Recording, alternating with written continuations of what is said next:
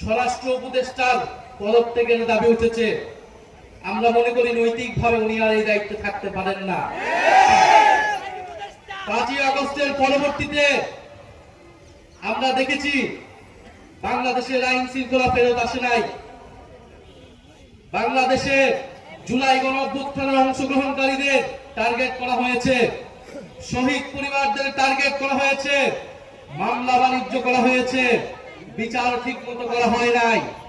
তারপরেও আইন উপদেষ্টা, স্বরাষ্ট্র উপদেষ্টা তাদের পদে বহাল ভাবে থেকেছেন।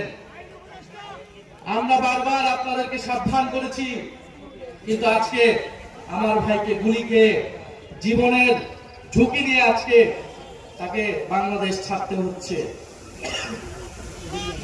আমরা স্পষ্টভাবে বলতে চাই, বাংলাদেশের আইন শৃঙ্খলা নিরাপত্তার প্রশ্নটা গত 16 বছরে আমরা দেখেছি গোয়েন্দা সংস্থা গত 16 বছরে সকল বিরোধী দল মতকে দমন করতে ব্যবহার করা হয়েছিল।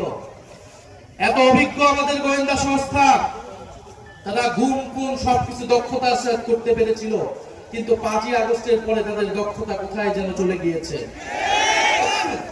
তারা এখন আর কাউকে গ্রেফতার করতে পারে না। তারা খুনিকে বাংলাদেশের বর্ডার থেকে পার হতে দিতে পারে, তারা 72 ঘন্টা পার হলেও কোন খুনিকে গ্রেফতার করতে সক্ষম হয় না।